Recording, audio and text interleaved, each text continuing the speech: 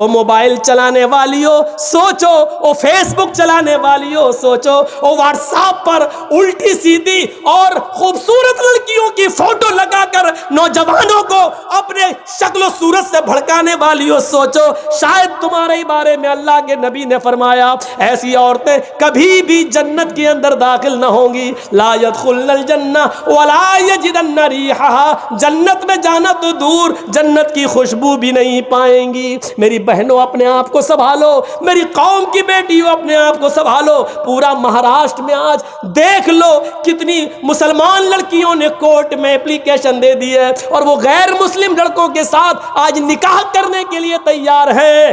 کتنی غیر مسلم، کتنی مسلمان لڑکیوں نے غیر مسلموں کے ساتھ نکاح کرنے کے لیے اپلیکیشن دے دی اور کہہ دیا میں چاہتی ہوں کہ میری شادی ان کے ساتھ ہو، میرے باپ اور میرے بھائی مجھے روکنا چاہیں گے لیکن میں بالغ ہوں، میں اسی غیر مسلم کے ساتھ اپنی مرضی سے نکاح کرنے کے لیے تیار ہوں۔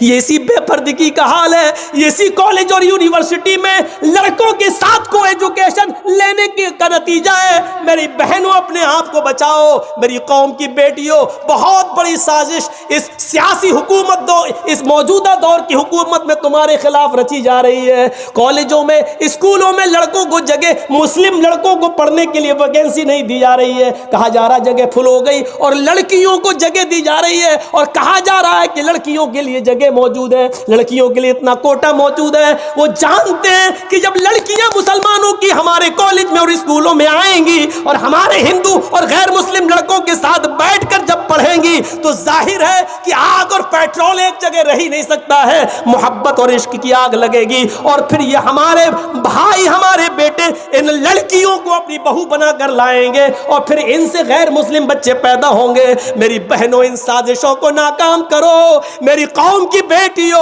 ان کے منصوبوں پر پانی پھیرو، محمد رسول اللہ کی شریعت پر آنچ نہ آنے دو، محمد رسول اللہ کی شریعت کو بچاؤ، آج کے اس دور میں بچاؤ۔ اگر اسلام کے اندر ہاتھ جوڑنا جائز ہوتا تو میری قوم کی بیٹیوں میں تمہارے ہاتھ جوڑ لیتا، اگر اسلام کے اندر بھیک مانگنا جائز ہوتا تو میں اپنا دامن پھیلا کر تم سے بھیک مانگ لیتا۔ میری قوم کی بیٹیوں میرے دامن میں اتنی بھیک ڈال دو کہ تم اپنے آپ کو پردے میں رکھو، اپنے آپ کو فیس بک اور واٹس ایپ اور میسنجر سے بچا لو اور اسلام کی خدمت کرو، حضرت فاطمہ جیسا پردہ کرو، اور اتنا نہ کرو تو کم سے کم موجودہ معاشرے میں ایسا تو کرو کہ تمہارے ماں باپ کی اور بھائیوں کی عزت ان کی چھلی چھلی نہ ہو، ان کو شرمندگی محسوس نہ ہو، معاشرے کو شرمندگی محسوس نہ ہو، اتنا تو کم سے کم کریے۔ میری ماں اور میری بہنوں، معاشرے کے اندر بے پردگی نے بھی ایک غلط ماحول خراب کر دیا ہے۔ آج کل جلسے بھی اس سے محفوظ نہ رہے، جلسے ہوتے ہیں تو میلہ لگتا ہے اور میلہ لگتا ہے تو نوجوان لڑکے اور لڑکیاں اس میلے میں جاتے ہیں، ان کی لپسٹک بھی ہوتی ہے، پردہ تو بنگال میں دکھائی نہیں دیتا ہے۔ میرے بھائیوں، جہاں تالاب کے اندر ایک طرف لڑکے اور دوسری طرف لڑکیاں نہاتی ہوئی نظر آتی ہوں، وہاں سے کون سی امیدیں لگائی جا سکتی ہیں؟ غور کرو میرے پیارے ساتھیوں، جو پردے کے بارے میں کبھی حضرت فاطمہ رضی اللہ تعالیٰ عنہ کو یاد کرو، جب ان کی موت کا انتقال کا وقت آیا تو انہوں نے اپنے شوہر سے کہا، اے علی میری انتقال کا وقت قریب ہے، مجھے نہیں لگتا کہ میں بچوں گی۔ فرمایا علی نے ایسا کیوں کہہ رہی ہو؟ آئے علی میری ایک وصیت ہے، اس کو نوٹ کر لینا۔ حضرت علی نے کہا تم میری بیوی نہیں، تم میری وائف ہی نہیں، محمد رسول اللہ کی بیٹی ہو، بتاؤ تمہاری کیا وصیت ہے، میں اس کو ضرور پورا کروں گا۔ کہنے لگی فاطمہ، آئے علی جب میرا انتقال ہو جائے، جب میں اس دنیا سے رخصت ہو جاؤں، جب میں اس دنیا سے چلی جاؤں تو میرے جنازے کو، میری لاش کو کفن سے ڈھانک دینا، سفید رنگ کا کفن جب میری لاش پر چڑھاؤ تو میری لاش کو میری چارپائی پر بٹھا کر جب قبرستان کی طرف لے کر جاؤ تو آئے علی رات کے اندھیرے میں لے جانا، عشاء کی نماز کے بعد مجھے قبر میں دفنانا، دن کے اجالے میں دفن نہ کرنا، میری قبر کو دن میں، میری لاش کو دن میں نہ اتارنا قبر میں۔ حضرت علی نے کہا اے فاطمہ ٹھیک ہے میں ایسا ہی کروں گا، لیکن رات میں ہی کیوں، دن میں میں اگر تمہارا انتقال جلدی ہو گیا اور جلدی دفن ہونے کی نوبت آ گئی تو تم رات کی وصیت کیوں کر رہی ہو؟ دن میں کیوں نہ دفن کروں، رات میں کیوں دفن کروں؟ تو حضرت فاطمہ کا جواب یہ تھا، میری ماں اس جواب کو سنو، میری بہنوں اس جواب کو سنو، اور میری قوم کی بیٹیوں اس جواب کو سنو، اور اپنے آپ پر ماتم کرو آج جو تم ننگا ناچ ناچ رہی ہو۔ حضرت فاطمہ نے کہا، اے علی، میں نہیں چاہتی ہوں کہ میرے مرنے کے بعد مجھے جو کفن پہنایا جائے، میں نہیں چاہتی ہوں کہ میری لاش کو جب چارپائی پہ اٹھا کے جنازہ آگے بڑھایا جائے تو میں نہیں چاہتی ہوں کہ غیر مردوں کی نظر میرے مردہ جسم پر پڑے ہوئے کفن پر بھی پڑے، چہرہ تو دور، میں نہیں چاہتی کہ میرے مردہ جسم پر پڑے ہوئے کفن پر کسی غیر مرد کی نظر پڑے، میں نہیں چاہتی۔ یہ تھا محمد رسول اللہ کی بیٹی کا پردہ، یہ تھا محمد رسول اللہ کی بیٹی کا حال جو ہم انتقال سے پہلے یہ وصیت کر رہی ہیں۔ حضرت عمر فاروق فجر کی نماز پڑھا رہے ہیں، سنیے ایک اور دردناک واقعہ۔ حضرت عمر فاروق فجر کی نماز پڑھا رہے ہیں، فیروز نامی آدمی چھپا ہوا ہے، مجوسی ابو لولو جس کو کہا جاتا ہے، خنجر کو زہر میں بجھائے ہوئے چھپا ہوا ہے۔ جیسی حضرت عمر نے نیت باندھی اللہ اکبر کا، ویسی اس نے بجھا ہوا خنجر حضرت عمر کے پیٹ میں مار دیا۔ وہ خنجر جب نکالا تو عمر فاروق کا پیٹ ناف سے لے کر، ناف یہ نابھی جس کو بولتے ہیں، جب اس نے خنجر نکالا تو خنجر نے اس نابی سے لے کر نیچے تک، یعنی جہاں شرمگاہ ہوتی ہے پیشاب کی جگہ، وہاں تک اس پیٹ کو پھاڑ دیا۔ جب تک عمر فاروق میں طاقت رہی نماز پڑھاتے رہے اور پھر بے ہوش ہو کے گر گئے۔ ان کو لایا گیا، ایک صحابی آگے بڑھے، انہوں نے نماز پڑھی، ایک صحابی پیچھے سے وضو بنا کے آ رہے تھے، انہوں نے ابو لولو کو بھاگتے ہوئے دیکھا تو پکڑنے کے لیے اپنی چادر اس کی اوپر ڈالی۔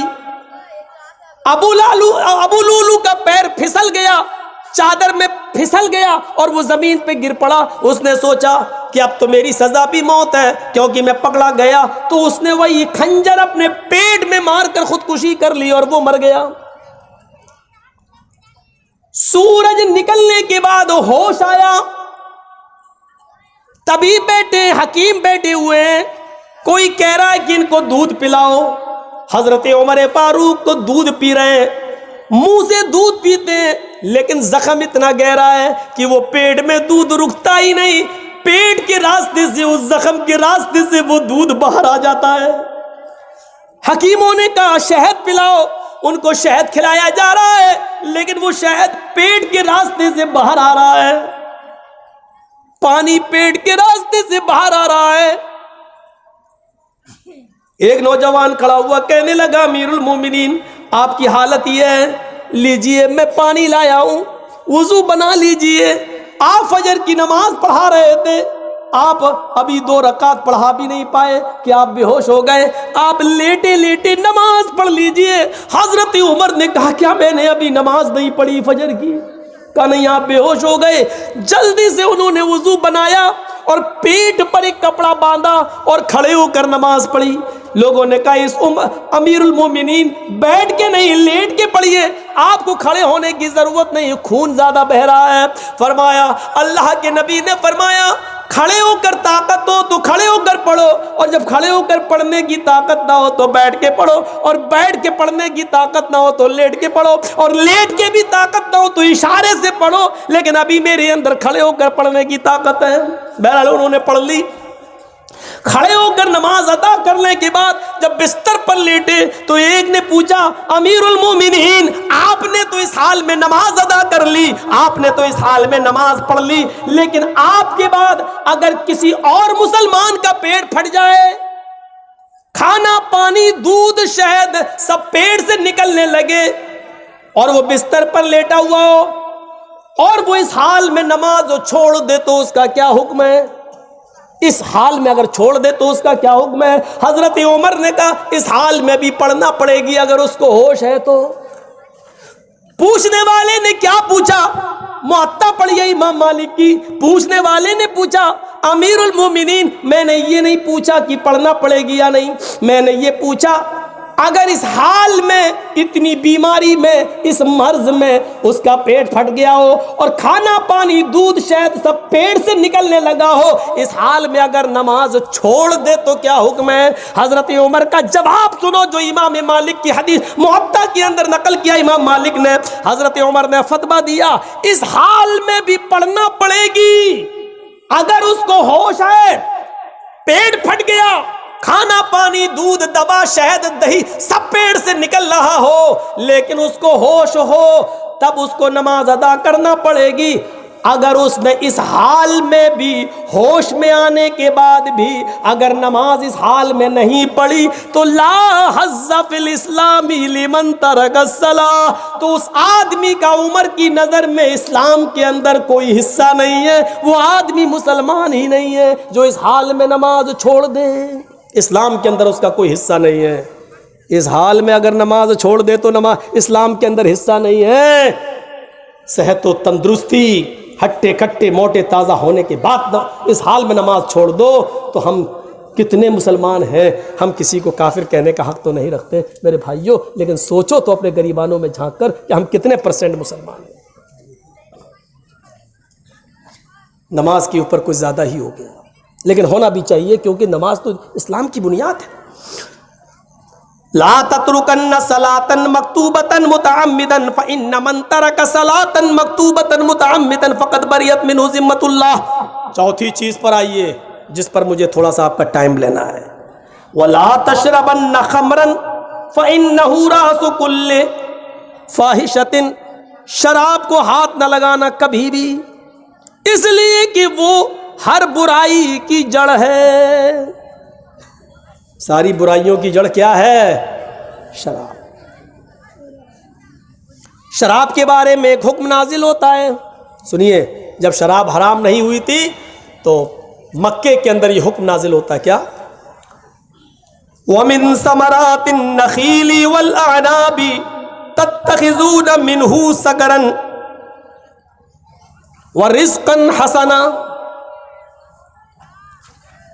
लोगों, खजूर और अंगूर में से कुछ फल ऐसे, खजूर और अंगूर जैसे, जिनसे तुम नशा बनाते हो, तत्तखिज़ून मिन्हु सकरन, जिनसे तुम नशा बनाते हो, व रिज़्क़न हसना, और पाकीज़ा और खूबसूरत रिज़्क़ भी हासिल करते हो। खजूर और अंगूर ऐसे खाओ तो पाकीज़ा, और निचोड़ कर अगर वो बना लो उसकी शराब तो नशा। लेकिन अभी हराम नहीं हुआ, सिर्फ अल्लाह ताला ने इतना कहा। जब आप मक्के से मदीना आए तो कुछ लोगों ने शराब के बारे में सवाल किया, जुए के बारे में सवाल किया। आयत नाजिल होती है यसअलूनका अनिल खम्री वल मैसिर। ऐ मोहम्मद सल्लल्लाहु अलैहि वसल्लम, कुछ लोग ऐसे जो आपसे जुए और शराब के बारे में पूछते हैं।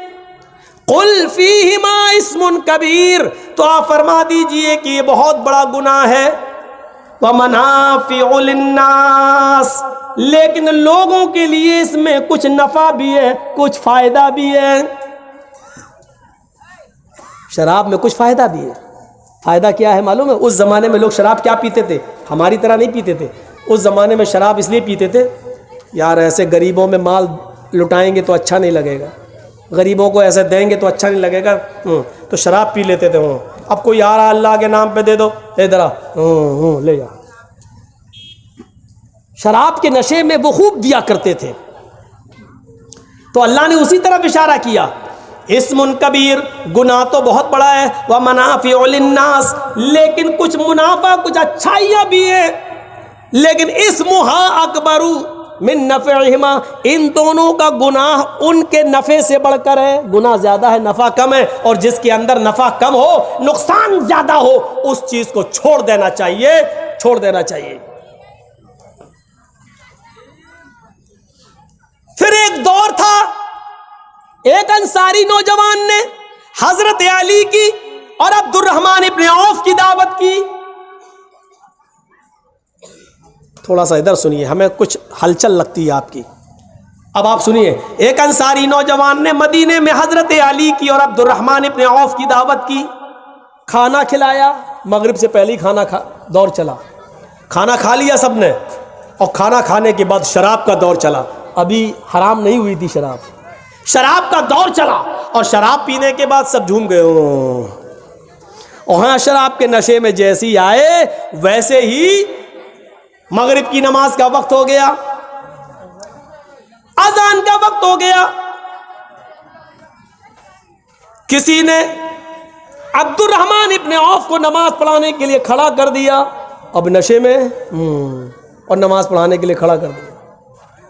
اب یہ نماز پڑھا رہے ہیں. اللہ اکبر.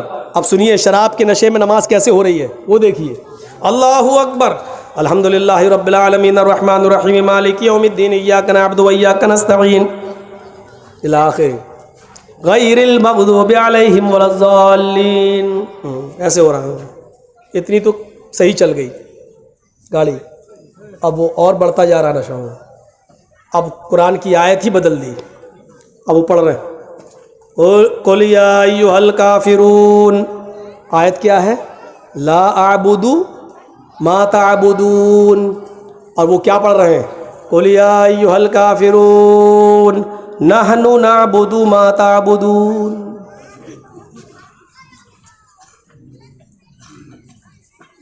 ہے کیا؟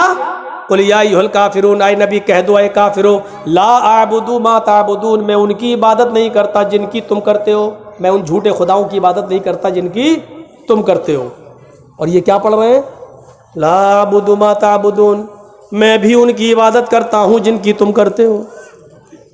بلکہ نحنو کہہ رہے ہیں، نحن نعبد ما تعبدون، ہم بھی ان کی عبادت کرتے جن کی تم کرتے ہو. معنی ہی بدل گیا. جس کام کو مٹانے کے لیے اللہ کے رسول آئے وہی ہونے لگا. تو اس وقت اللہ تعالیٰ نے قرآن کے اندر یہ آیت نازل فرمائی، یا ایھا الذین آمنوا لا تقربوا الصلاۃ وانتم سکارا حتی تعلموا ما، جو تم بولتے ہو جب تک تم اس کو جان نہ لو کہ کیا بول رہے ہو اس وقت تک تم نماز کے قریب نہ جاؤ. آئے مسلمانوں، اے ایمان والو، لا تقربوا الصلاۃ، لا تقربوا الصلاۃ، تم نماز کے قریب مت جاؤ وانتم سکارا، جب تم نشے میں ہو، حتی تعلموا ما تقولون، جب تک کہ جو تمہارے منہ سے نکل رہا ہے اس کو تم سمجھنے نہ لگو کہ ہم کیا بول رہے ہیں، ہمارے منہ سے کیا نکل رہا ہے. جب تک اس کا علم تمہیں نہ ہو جائے تب تک تم نماز کے قریب مت جاؤ. منع کر دیا. نشے میں ہو تو نماز کے قریب نہیں. لیکن حرام ادھر بھی نہیں ہوئی، حرام ابھی بھی نہیں ہوئی، صرف ایک باؤنڈیشن لگا دی، جب نشے میں ہو تو نماز کے قریب نہ جاؤ. لیکن ایک مرتبہ انصار و مہاجرین کی محفل سجی. مکے کے مہاجر اور مدینے کے انصار دونوں کی ایک محفل سجی، اور محفل سجنے کے بعد کھان پان ہوا اور دونوں میں شراب کا دور چلا. انصاریوں نے بھی شراب پی اور مکے کے مہاجروں نے بھی شراب پی. اب شراب پینے کے بعد جب نشے میں آ گئے جب سب نشے میں آ گئے تو انصاری مہاجروں کو گالی دینے لگے اور مہاجر انصاریوں کو. مہاجر کہنے لگے اے دیکھو یہ انصاری ہے، ہم تم سے افضل ہیں، ہم قریشی ہیں، اللہ کے رسول ہمارے اندر پیدا ہوئے ہیں، ہم سب سے اونچے خاندان کے ہیں، ہم سید ہیں، ہم ہاشمی ہیں. ادھر انصاری بھی شراب کے نشے میں دھتے. وہ کہنے لگے اے بھوکے تھے، ننگے تھے، پھٹیچر تھے، کچھ نہیں تھا تمہارے پاس، مکے میں خالی ہاتھ آئے تھے، ہم نے تمہیں رہنے کو جگہ دی ہے. تم بھوکے تھے، کھانا ہم نے دیا ہے، تم پیاسے تھے، پانی ہم نے دیا ہے، تم ننگے تھے، کپڑا ہم نے دیا ہے، اپنی بیٹیوں کی شادی ہم نے تمہارے ساتھ کیا ہے، تم فقیر تھے، پھٹیچر، ہم تم سے افضل. اوفو. جب یہ باتیں اڑنے لگیں انصاری مہاجروں پر اور مہاجر انصاریوں پر، ایک دوسرے پر، سب سے بڑا ہم تم سے اونچے، ہم تم سے اونچے.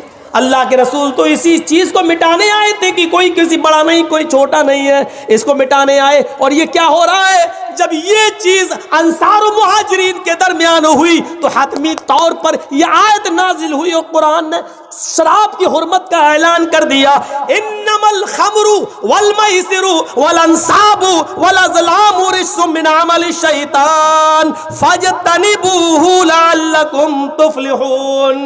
لوگوں، آج شراب اور جوا والانصاب بتوں کے نام پر چڑھاوے والازلام اور پانسے رجس من عمل الشیطان، یہ سب شیطان کے عمل ہے، شیطانی کام ہے۔ فاجتنبوہ، آج کے بعد اس کو چھوڑ دو، اس سے بچو، لعلکم تفلحون، اگر تم کامیاب ہونا چاہتے ہو۔ آج بالکل شراب کی حرمت کا اعلان کر دیا، اتنے دور سے گزرنے کے بعد شراب کی حرمت کا اعلان کر دیا گیا۔ اس کو تمام برائیوں کی جڑ کہا ہے، تمام برائیوں کی جڑ۔ میرے پیارے ساتھیوں، ان کی سزا کے بارے میں اگر آپ غور کریں اور زمانے ماضی کے اگر واقعات کو پڑھیں تو ہمیں پتہ چلے گا۔ حضرت قدامہ کا واقعہ آپ کو یاد ہوگا، صحابی ہے۔ حضرت قدامہ نے بیماری کی حالت میں، سخت بیمار تھے اور بیماری کی حالت میں شراب پی لی، چلو نیند آ جائے گی، برداشت نہیں ہو رہا تھا، ان پر تکلیف برداشت نہیں ہو رہی تھی۔ اور سنیے، یہ واقعہ جھنجھوڑ دے گا شراب پینے والوں کو اگر ان کے اندر کچھ غیرت ہوگی تو۔ حضرت قدامہ نے، قدامہ ابن مظعون تکلیف سے کرا رہے ہیں، شدت، طبیعت خراب ہے کچھ زیادہ۔ کبھی کبھی ہوتا نا، بہت زیادہ طبیعت خراب ہے تو لوگ نیند کی گولی دے دو بھائی، سو رہے، بہت درد برداشت نہیں کر رہے ہیں تو نیند کی گولی کھا لی، ہوتا ہے، ڈاکٹر بھی لکھ دیتا ہے۔ یہی کیا حضرت قدامہ نے، سخت طبیعت خراب، اور انہوں نے طبیعت خراب ہونے کی وجہ سے انہوں نے تھوڑی سی شراب پی لی کہ نیند آ جائے گی، تھوڑا سکون مل جائے گا۔ جیسے ہی انہوں نے شراب پی اور سو گئے، حضرت ابو ہریرہ رضی اللہ تعالیٰ عنہ نے اور کچھ بڑے بڑے صحابہ نے یہ رپورٹ کر دی حضرت عمر کو۔ امیر المومنین سخت بیماری کی وجہ سے، تکلیف برداشت نہ کرنے کی وجہ سے حضرت قدامہ نے شراب پی لی۔ صبح ہوتے ہی حضرت عمر فاروق نے حضرت قدامہ کو بلوایا اور کہا، تمہارے بارے میں مجھے پختہ رپورٹ ملی ہے۔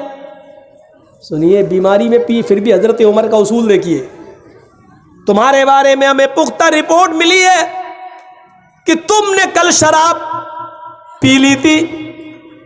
حضرت قدامہ کہتے ہیں، ہاں امیر المومنین، بہت زیادہ طبیعت خراب تھی، برداشت نہیں ہو رہا تھا، اس لیے سکون حاصل کرنے کے لیے میں نے تھوڑی سی شراب پی لی۔ حضرت عمر کہتے ہیں، شراب پینے والے کی سزا یہ ہے کہ اس کو 40 کوڑے مارے جائیں گے، 40 کوڑے کھانے کے لیے تیار رہو۔ حضرت ابو ہریرہ اور دوسرے بڑے بڑے صحابہ کہنے لگے، امیر المومنین، میں آپ کو منع نہیں کر رہا ہوں، ان کو سزا دینے کے لیے منع نہیں کر رہا ہوں، شراب پی، سزا ملنی چاہیے، لیکن ابھی ان کی طبیعت بہت زیادہ خراب ہے، ابھی یہ بہت زیادہ بیمار ہے، لہذا سزا کو اتنے دنوں کے لیے مؤخر کر دیجئے، ٹال دیجئے، جب تک ان کی طبیعت ٹھیک نہ ہو جائے، جب یہ صحت مند ہو جائیں، طبیعت ان کی ٹھیک ہو جائے، تب ان کے جسم پر کوڑے لگا دینا، لیکن ابھی یہ برداشت نہیں کر پائیں گے۔ حضرت عمر فرماتے، واہ میرے ساتھیو، تم نے کتنا اچھا مشورہ دیا، ان کی طبیعت ٹھیک ہونے تک میں ان کا انتظار کروں، اور ان کی طبیعت ٹھیک ہونے سے پہلے ہی میں اللہ کے پاس چلا جاؤں، میں مر جاؤں تو میرے اوپر حد، اللہ قیامت کے دن مجھ سے سوال کرے گا، حد شرعی کا مرتکب ایک شخص تمہارے پاس آیا، پکڑا گیا، اور تم نے اس کے اوپر شرعی حد نافذ نہیں کی، تو میں اللہ کو کیا جواب دوں گا؟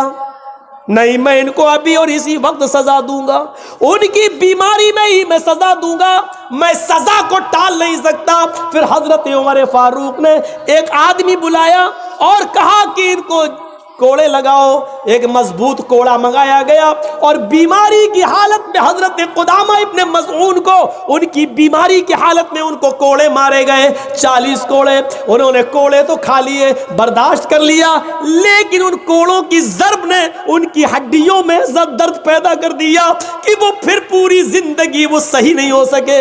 پھر انہوں نے پوری زندگی اس مار کا اثر ان کی باڈی کے اوپر رہا، وہ صحیح سے چل نہیں پاتے تھے، صحیح سے بیٹھ نہیں سکتے تھے، صحیح سے کھا نہیں سکتے تھے، لیکن میرے بھائیو حضرت عمر فاروق نے اس حال میں بھی ان کو سزا دی۔ جس طرح لڑکے لڑکی کے معاملے میں پنچایت بٹھال کے سزا دیتے ہو، شرابیوں کو کیا سزا دیتے ہو؟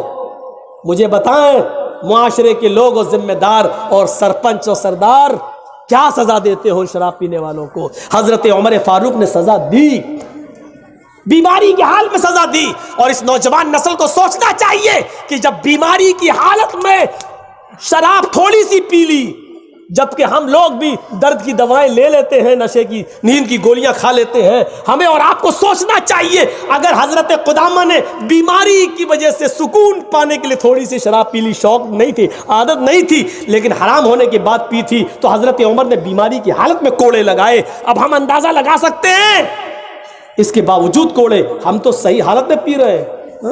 انگریزی دینا، دیسی دینا، پوا دینا، ادھا دینا، کیا کیا ہوتا ہے؟ یہ نوجوان جیسے پی رہی ہے۔ ڈرو اللہ کے عذاب سے۔